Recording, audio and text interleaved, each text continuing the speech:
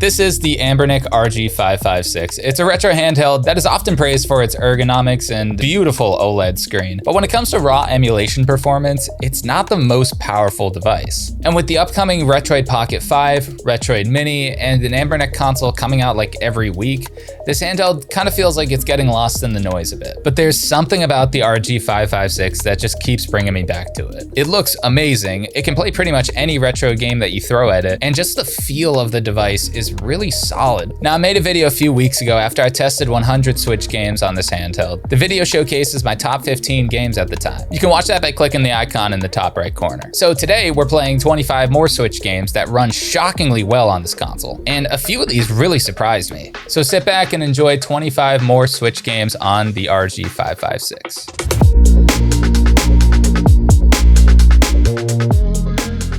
Kicking off the list at number 25, we have Cruis'n Blast. Off the rip, this soundtrack goes undeniably hard. Check it out. Yeah, it goes crazy. Anyways, Cruis'n Blast is a very arcadey style racing game. As you can see, my car is just flying all over the place. I'm a seasoned vet when it comes to cruising games, cruising the world, cruising USA on N64, just tapping into my roots on this one. It's a pretty solid game overall. I wouldn't say it's my favorite racing game by any stretch, but definitely a fast-paced and super arcadey game. This game actually runs pretty decent. We're running this on Sudachi at 0.75x resolution, downscaled a little bit to get a more consistent frame rate. When it comes to racing games, you're really going to notice those stutters, so we're trying to minimize that as much as possible. There are some occasional stutters during gameplay, but overall it's an enjoyable experience. The stutters are pretty minimal, and when I tried to play it in Skyline, it froze up after a race, so I'd say stick to Sudachi or Yuzu for this one.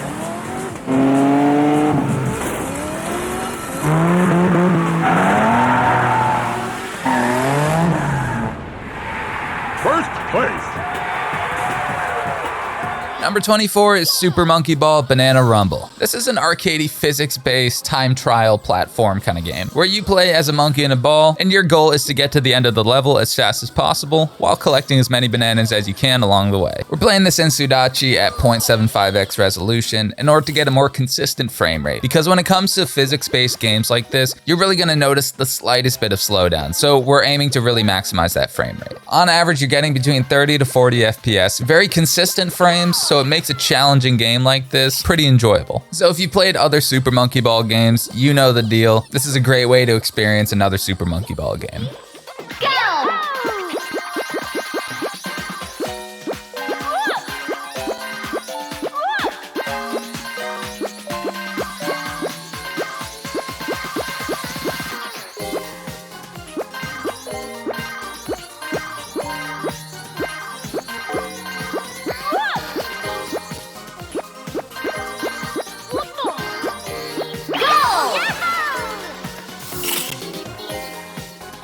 Number 23 is Hypnospace Outlaw. This is a sleeper hit. I think it's on Xbox Game Pass. That's where I scrolled by it, and so the name was familiar when I decided to check it out on Switch. Hypnospace Outlaw is an off-kilter web browsing simulator from like the 90s era. It has great humor to it, and it's sort of a detective style game. In this game, you play as an internet law enforcer, and in this Hypnospace internet, certain acts are illegal, like extra-legal commerce, cyberbullying, those kinds of things. Hypnospace Outlaw is the first game in this list that we're running in Skyline instead of Sudachi. And that's because we're going to get a higher frame rate on average in Skyline and just a better gaming experience with this specific game. During gameplay, it's running around like 20 FPS, but because it's sort of an internet exploring detective game, the slower average frame rate isn't super noticeable outside of the audio. So this game does a weird thing when it comes to music and audio in general. Instead of like playing it consistently or like skipping parts parts of the song or whatever, it like slows down the songs. So it almost kind of feeds into the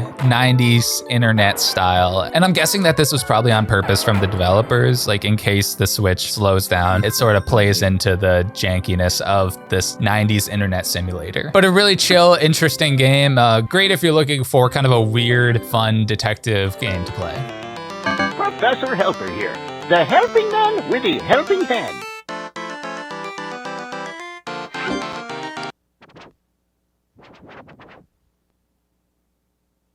Here, try this. You are a winner. You win.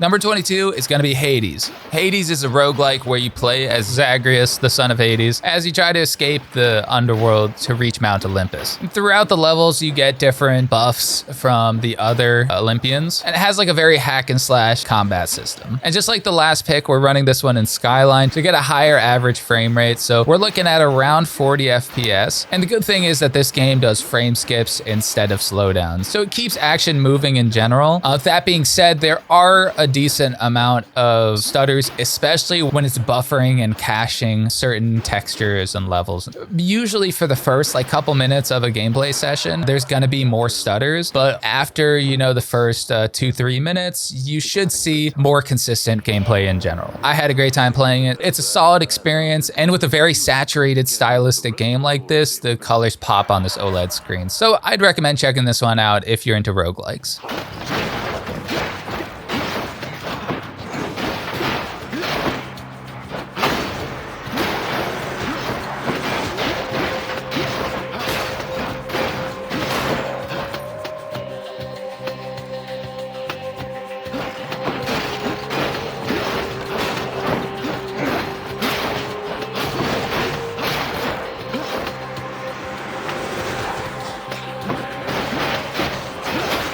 Number 21 is Tokyo Mirage Sessions Sharp FE Encore. What a name.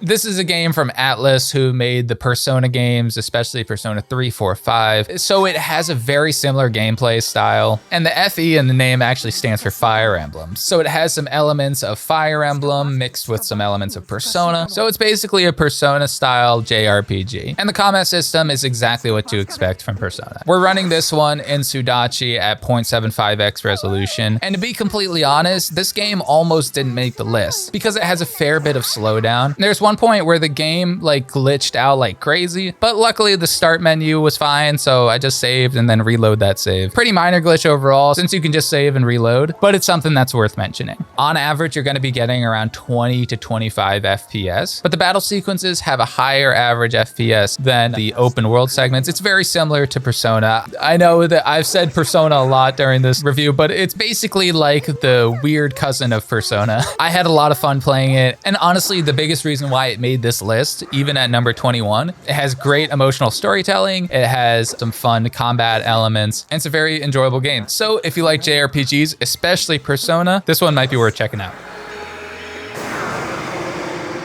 Yatta! こんなところで死にたくない。こ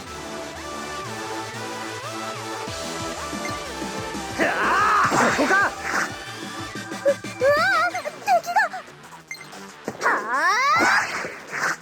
クロム、俺がお前を守る。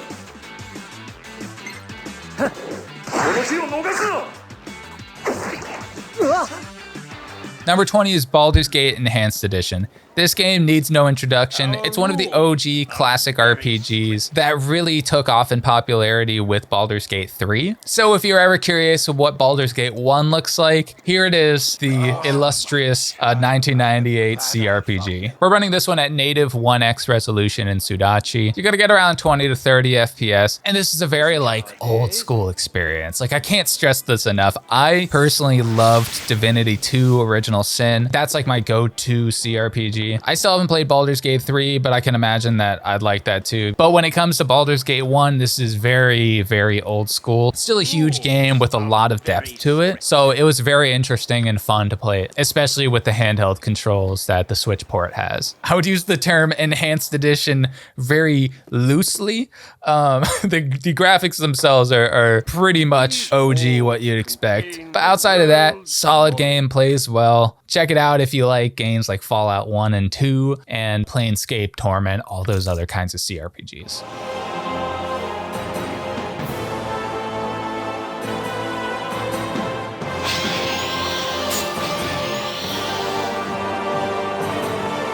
Yes, friend?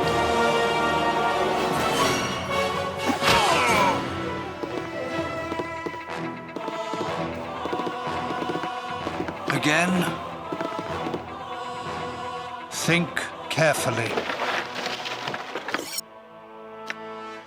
Number 19, Scott Pilgrim vs. the World, the game. Off the bat, if you haven't seen the movie with Michael Cera, check it out, please. Oh man, that is great. That is a banger. The game, on the other hand, is also surprisingly great. I've heard a lot about this game, and I know that Scott Pilgrim started as a comic series, but in the beat 'em ups world, this has been like very highly regarded as just a solid beat 'em up game. And after playing it for the first time here, I had an awesome time. I was super into it. I don't really play beat 'em ups that much, so I didn't really know what to expect going into this, but I actually ended up being super into it. We're running it in Sudachi at native 1x resolution, and we're getting 60 FPS pretty much across the board. There's gonna be very, very occasional dips down to like maybe 45, 50 FPS, but those last no more than like 2 seconds, so the gameplay isn't super affected by those. Yeah, you can see here we dip down to like 30 FPS, and then I jump off a cliff, and then I jump off it again because, listen, I'm not a beat 'em up head. Anyways, if you like beat 'em ups or if you like Scott Pilgrim, this game has to be on the list. And it runs great in Sudachi, so I definitely recommend this one.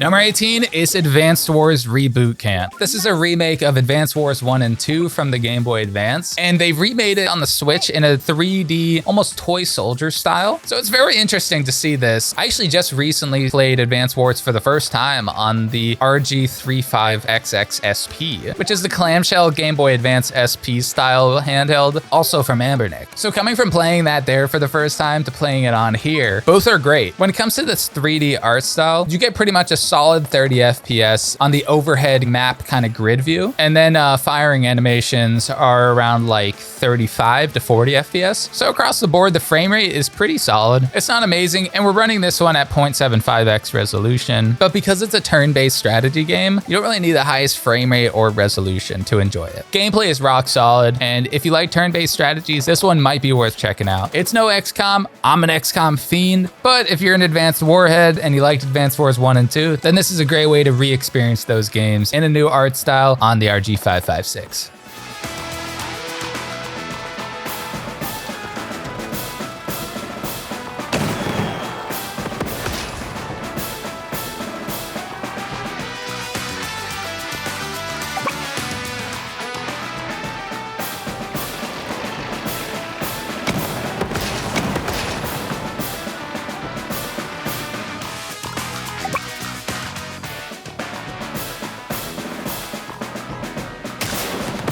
Number 17 is Curse to Golf. This is a 2D roguelike golfing game where you play as the ghost of a golf champion, and your goal is to golf your way back to the living world. So a very fun, kind of weird storyline that I found very entertaining. And the gameplay itself is very fun and very fresh, and also extremely hard. This is one of those roguelike games where it's very punishing, and it really encourages learning the gameplay mechanics, multiple attempts. We're also running this one in Sudachi at native 1x resolution. So graphics are crisp, colors pop on the OLED screen, and I can't really blame my bad gameplay on Anbernic's janky analog stick. This one's on me, gang. But if you like roguelikes or golf games, this one's worth putting on your list.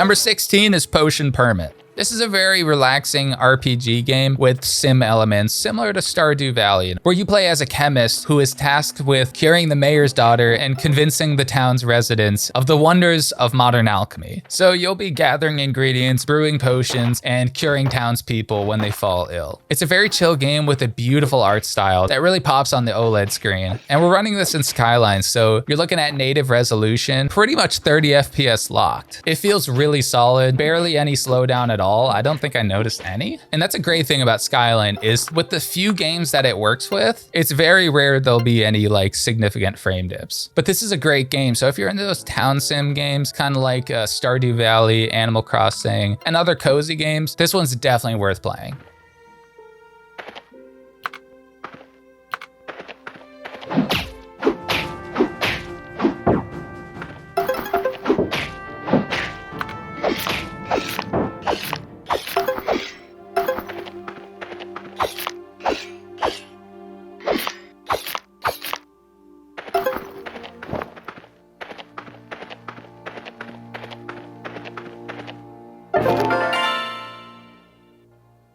Number 15 is Torchlight II. This one's pretty much known as a bootleg Diablo, and it really lives up to the name. So I'm gonna keep it a buck with you. You're gonna get a watered down Diablo experience. That being said, a watered down Diablo experience is still a great experience. So I had fun playing this one. It has its own like cartoony, cel-shaded art style that fits the gameplay pretty well. We're running it in Sudachi at 0.75x resolution, getting a consistent 25 FPS on average, very occasional frame dips, but even when there's a lot of monsters on screen, the FPS hold up pretty well. So if you like Diablo 3 or that other one, then check out Torchlight 2.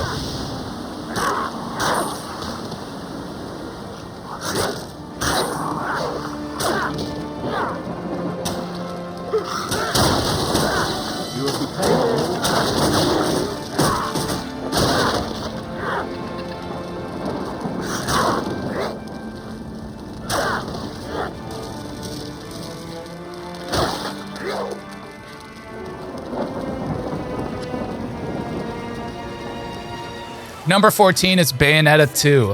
Holy shit. This game is sick. I've never played Bayonetta before, so this is my first experience ever with Bayonetta, and I was blown away. Like, look at these graphics. You would think that I was streaming this from like a PS5 or something, but this is native resolution on Skyline, running at an extremely consistent 30 FPS. If you don't know about Bayonetta, it's a hack and slash game with insane graphics, crazy cutscenes, and over-the-top action sequences. It kind of blurs the line between the graphics that you'd see in a cutscene and actual gameplay. It's very like God of War in that sense. So we're playing this in Skyline at native 1x resolution, and we're getting like 30 FPS consistently. Very, very, very rare slowdowns. And compared to Sudachi, where I tested it at even 0.75x resolution, it doesn't even compare. Skyline blows it out of the water. It is such a good experience in Skyline. Outside of the gameplay, the cutscenes are pretty janky. There's this weird like blurry glitch that happens during some cutscenes, and there's another like audio glitch where the audio is slower than the cutscenes themselves. So that bug is on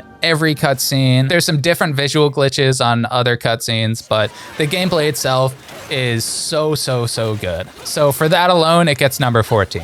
And also there's one point where I had to reload a save because the game froze, but honestly I didn't lose too much, and I think that the game auto saves frequently enough to where this isn't a major problem, and hopefully something that doesn't happen too often.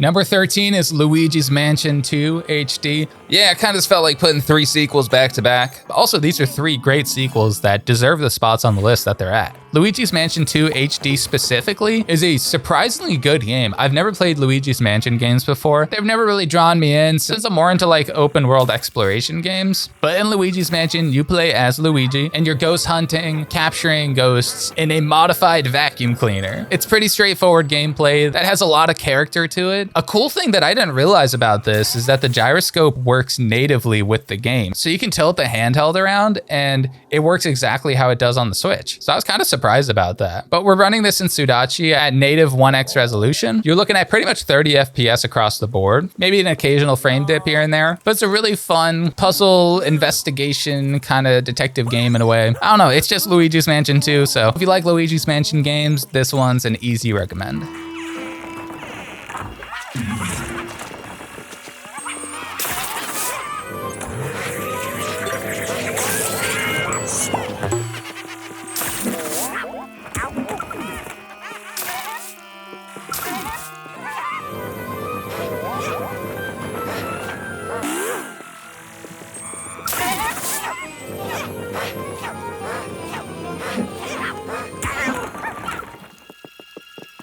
Number 12 is Cadence of Hyrule, Crypt of the NecroDancer. I played the original Crypt of the NecroDancer on the PS Vita, and the gameplay was super interesting. I thought it was a really fun blend of a rhythm game with like a roguelike dungeon crawling angle to it. So I really wanted to check out the Zelda version of that game, and I found it to be pretty fun. We're running it at Skyline, so you're looking at native resolution. The one thing with Skyline is a lot of cutscenes in games are a little weird, so in Cadence of Hyrule, the cutscenes are black. So just skip them, get right to the gameplay, and it's very consistent, especially as a rhythm game, you just need that consistency, and you're gonna get that in Skyline. It's pretty solid across the board. Very rare frame dips, nothing that hinders the game too much, and just as a warning, it's a pretty challenging game, I'm not gonna lie. If you like challenging rhythm games, or if you've ever played the first Crypt of the NecroDancer, this one's an easy pick.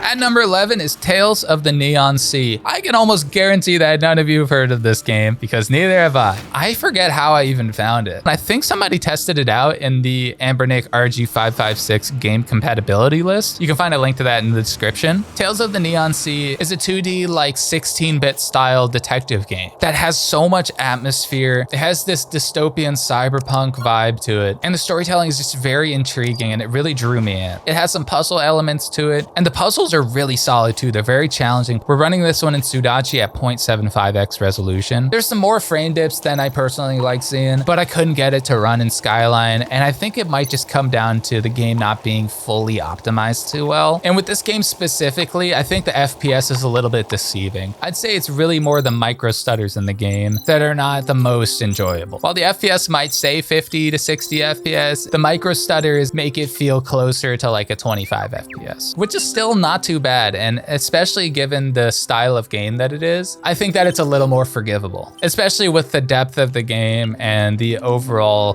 cyberpunk art style and the vibes of it. It's just a really cool game, and I think that's what it really comes down to, and that's kind of why it gets number 11 in my list. It's a game that I want to keep playing. If this looks interesting to you, I highly recommend checking this out.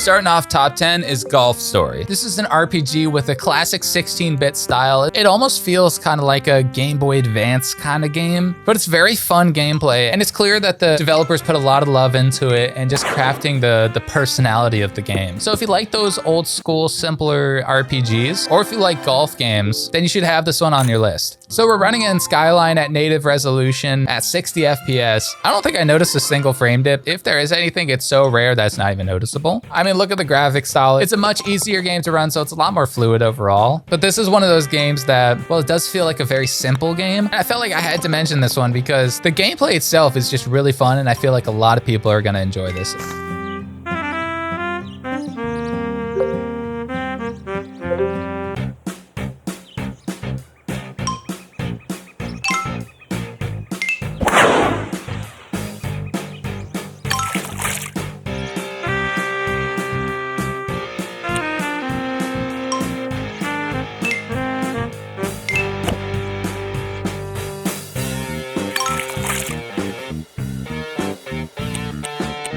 Number 9 is Guacamelee. This is a pretty well-known Metroidvania where it mixes action platforming and brawler style combat. And you explore like a more non-linear world and complete different objectives while upgrading your character. The combat's pretty fun and you can string together different luchador style wrestling combos. It's very colorful, it's very flashy. This game has a lot of character to it. We're running it in Skyline, so you know the deal. 1x resolution, 60 FPS on average. Very, very occasional slowdowns, barely noticeable, and definitely didn't affect the gameplay experience at all. I don't think that this game is necessarily a must play, but I would say if you're into Metroidvanias or you're into brawlers, then this is a really, really fun game and something you should probably put on your list.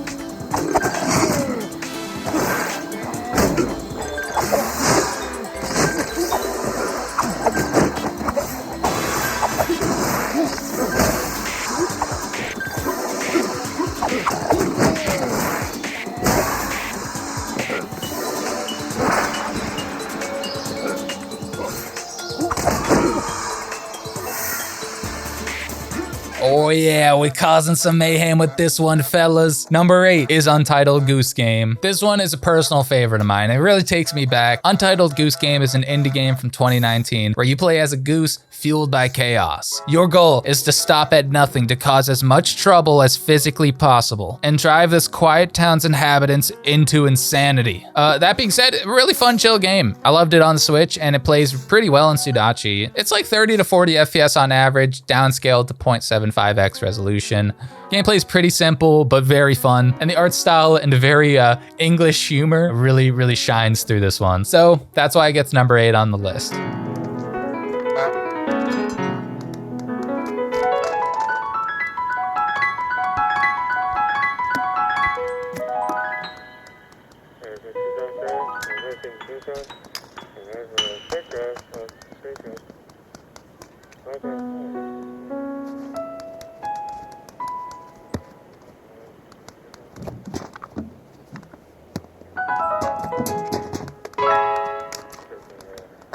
Number 7 is Lego Builder's Journey. This game has a surprising amount of heart and emotion in it. The game's soundtrack is bliss. It is so, so good. And it's such a lovely experience that really carries the more simplistic gameplay. The soundtrack ebbs and flows with the different levels and evolves as you're playing the game. So it really carries the more simplistic gameplay. I would honestly say that the gameplay is nothing to really write home about. It's a very simple puzzle game that has a pleasant story that's told throughout the levels. The storytelling is mostly through actions and music. It's very relaxing and open-ended. It's a very calming game. It's also very short. It takes around 2.5 hours to beat, and there's not a whole lot of replay value to it, but it's a cute little game that's worth trying if you really like relaxing puzzle games. We're running it in Sudachi at 0.75x resolution, getting around 50 to 60 FPS on average. And a very consistent 50 to 60. There's not a whole lot of slowdown to this one. Overall, a very pleasant, relaxing, short game that is carried by its beautiful soundtrack.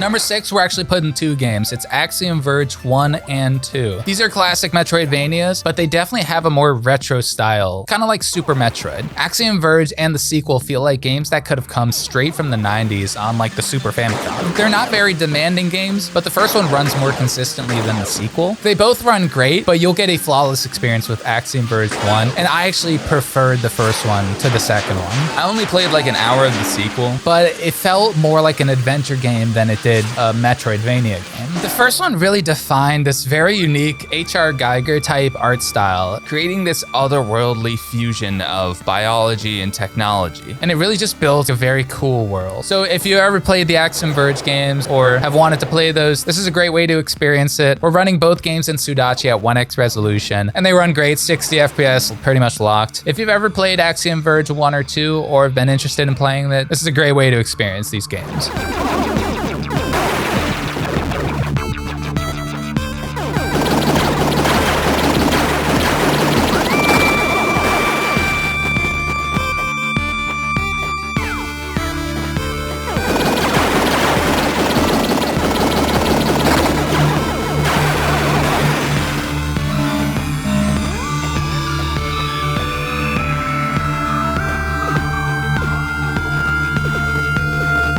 Moving into top 5, we have Hyperlight Drifter. Now, this indie game has such an interesting backstory. The game is based off the key developer, Alex Preston. Preston was born with a congenital heart disease and throughout his life was continuously hospitalized for different issues relating to his condition. And as he got older, he started using painting and film to illustrate his experiences. So Hyperlight Drifter is a means of expressing something very personal to a larger audience. So you'll see that the protagonist in this game suffers from a terminal disease that very much mimics the developer's experience. With all that being said, the storytelling in this game is not overbearing at all. It's actually completely silent. It's told through different graphics, silent images, and scenes. And actually, one of the people who made music for Fez came on to make this music. So there's a lot of similarities in those styles. If you can't tell, I love this game. I played it on the Switch back in 2019, and I think knowing the background of this game really gives it an extra level of appreciation for everything. We're running it in Sudachi at native 1x resolution, getting 60 FPS on average, with a little bit of slowdown very, very occasionally. The gameplay itself is very, very solid. It has such fluid movement and combat, and it's very atmospheric. The color palette that they chose for this game really feeds into that atmosphere, and it all comes together to build this unique experience. That's what puts it at number 5. If you're into games like the top-down Legend of Zeldas, then I think this one is a must-play.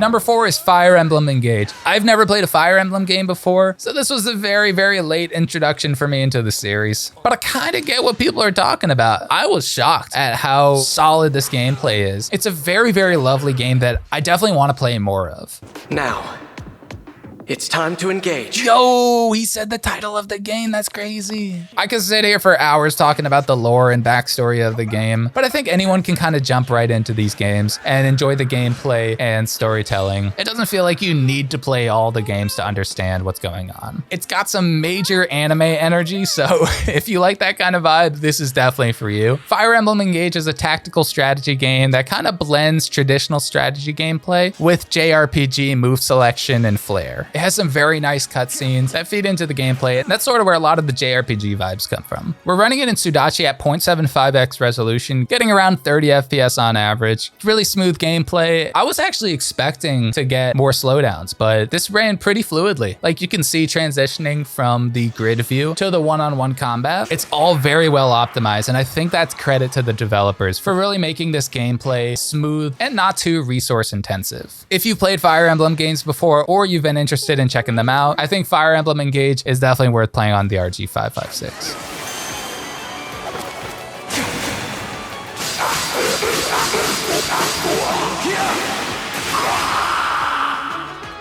We cannot afford to lose.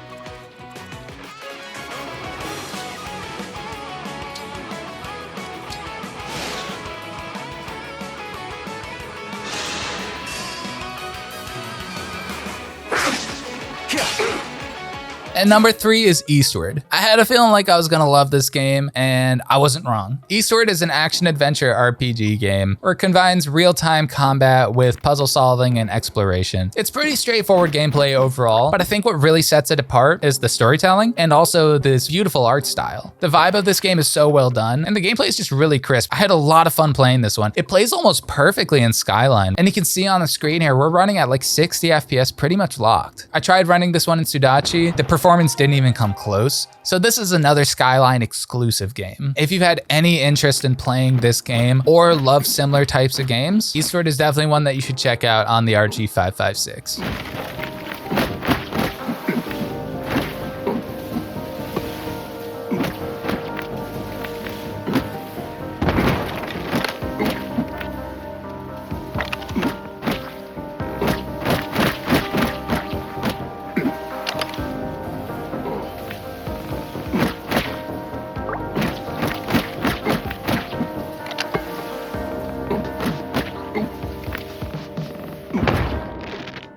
Number 2 is Cat Quest 3. Cat Quest 3 is a very new game. It was actually just released on August 8th, 2024. This game is a 2.5D open world action RPG where you play as a pirate cat in a pirate-themed world called the Caribbean. A lot of cat puns in this game. The gameplay itself is really, really fun. And the art style is gorgeous. Look at this. It's 2.5D, so you get that 2D handcrafted art style, but with a lot of 3D depth to it. I never played the first two, but in the RG556 game compatibility list, we have the first two listed as great compatibility. So I wanted to try out the third one, and I was very impressed. It runs great in Sudachi at 0.75x resolution. So it's just a combination of beautiful art style, top tier gameplay, and great performance. And that's why Cat Quest 3 gets number 2.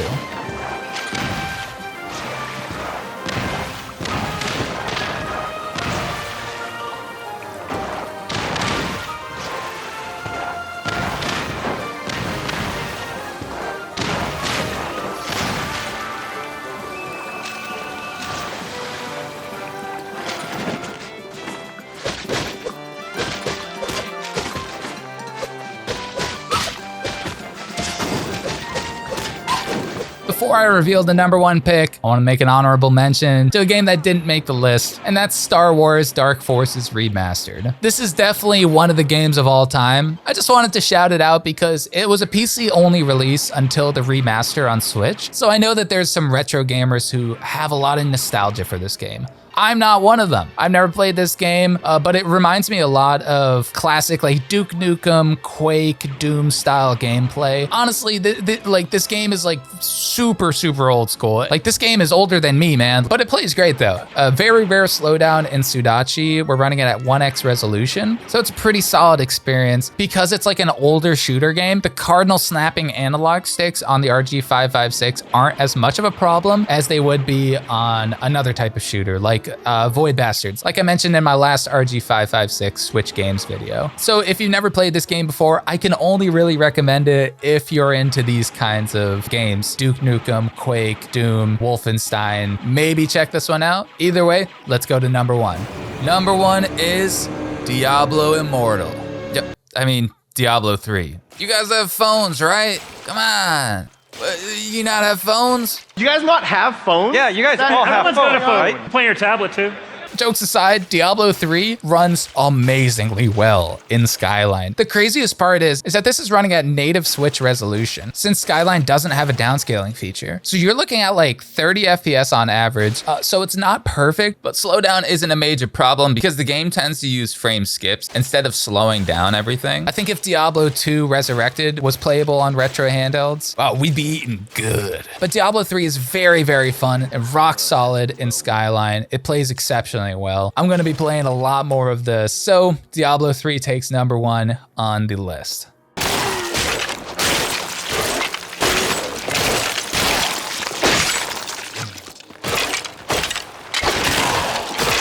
Do not fear the end.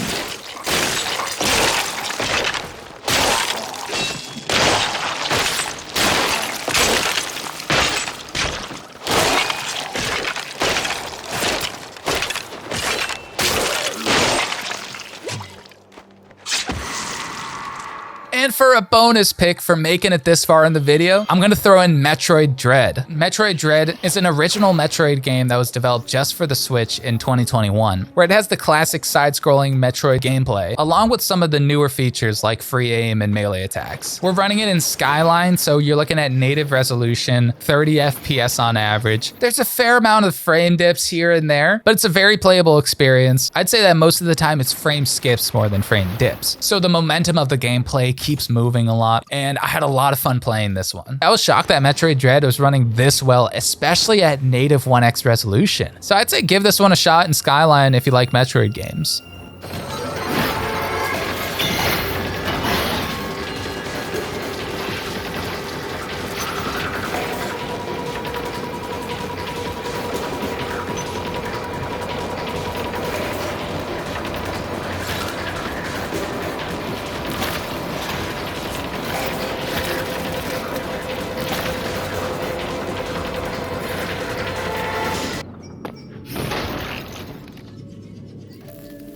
So that's 26 amazing games that run really well on the RG556. I realized through testing all these games that Sudachi and Skyline perform very differently, and both have unique strengths and weaknesses. Here's a chart of what I found are the most important pros and cons between Sudachi and Skyline. And Sudachi is a fork of Yuzu, so you can replace that side with Yuzu and the information is pretty much the same. When it comes to Sudachi and Yuzu, you get a much higher compatibility list. We're talking easily 2 to 3 times the amount of games that run in Sudachi versus Skyline. You also get downscaling options, which is specifically helpful on the RG556. Since Switch emulation is a little bit outside of its performance class, downscaling to 0.75 or 0.5x resolution helps us maximize our frame rate and performance. You also get just-in-time and NCE options. These are effectively 2 different ways of emulating a game, and it's kind of based on how the game was developed. So just-in-time is usually better with older games, while NCE, which is native code execution, is more compatible with a lot of newer games. So having both options is helpful for playing more games in general. You can also install game updates, DLC, and mods all inside the app. So you don't have to use a different app to install updates or use your computer to mod these game files. Sudachi is also a significantly newer emulator. So in terms of running more games, newer games, especially Animal Well, having a newer emulator really helps. It's also significantly more stable, so less freezes, less crashes. So I found that when it comes to Sudachi, if you're able to get past the main menu screen in a game, usually you'll be able to play it with minimal to no crashes. Now you can see there's less pros with Skyline Edge, but these are extremely important advantages. First off, for the games that it's compatible with, it works extremely well. I can't stress this enough. It works so well with the games that it's compatible with. I'm talking anywhere between like 20 to 30% better performance just by using Skyline instead of Sudachi. And the other big advantage of Skyline is that there's pretty much no tweaking required. It just works with the games that it's compatible with. I didn't have to touch any settings. Now when it comes to cons, the big one for Sudachi is that it requires much more tweaking. So you're gonna have to downscale some games, you're gonna have to change the emulator on some games, you might have to change the VSync option to get a couple more FPS. So there's a lot of like fine tuning that you might have to do to get some of these games to run. And the other fatal flaw with Sudachi is you're looking at a lower frame rate on average compared to Skyline. Now keep in mind, Sudachi's compatibility list is significantly more than Skyline's versus the games that are even playable in Skyline. You're looking at like the same amount of games. It's just that Sudachi is compatible with a lot more games. And that kind of comes with the territory. When you have the same internals, but you can run more games, you're gonna get a wider spread of performance. Sudachi and Yuzu are sort of like the jack of all trades, master of none for when it comes to Switch emulation. On the other hand, Skyline Edge has quite a few flaws. The biggest one being is that the amount of games that it's compatible with is significantly less than Sudachi or Yuzu. You might get like 1 out of 5 games to run in Skyline versus Sudachi. Another downside is that there's no scaling. You're kind of stuck at the Switch's native 1x resolution, which is great when you have a compatible game like Bayonetta 2 or Eastward, but when it comes to maximizing performance on some less performative games, I'd really like to see like a downscaling feature. Another big downside for me personally is that you have to install updates and DLC on a computer. You can't do it inside Skyline, which is super inconvenient and just kind of a headache to update your game files on your computer before you transfer them over. I found it so so much easier to be able to download patches and mods and be able to install those inside of Sudachi versus doing all this on my computer. Another minor downside for me, but this might be a big one for other people, is that rendered cutscenes are often glitchy. They're really weird. Sometimes you get like black screens, sometimes you get visual artifacting, sometimes it's just a complete flickering mess. So this is something that you really can't overlook when it comes to Skyline Edge. And also there's a big chance that you're gonna get random freezes and crashes on some games. Like when I was playing Bayonetta 2, it just froze and I had to quit the emulator and restart. And Cruis'n Blast, it just froze after a race and I couldn't really do anything until I relaunched the app. And I think all these downsides really come down to the fact that it's an older emulator. And that's the case with all Switch emulation. All of these emulators are kind of frozen in place. None of them are being publicly developed any further, which is really unfortunate to see. As somebody who really appreciates Switch games and Switch emulation, I'm pretty bummed that Switch emulation is stuck where it is. With that said, what we have so far, especially on a device like this, it's really impressive. The Anbernic RG556 is by no means a powerhouse of a handheld, but to me, the RG556 feels like kind of the Goldilocks device. It's the best combination of price, performance, ergonomics, and enjoyability. I've spent a lot of time with this handheld, and it just keeps getting better. And hopefully, Anbernic patches the janky analog sticks. Anyways, thank you for watching. Subscribe if you like this content, and I'll see you next time. Later.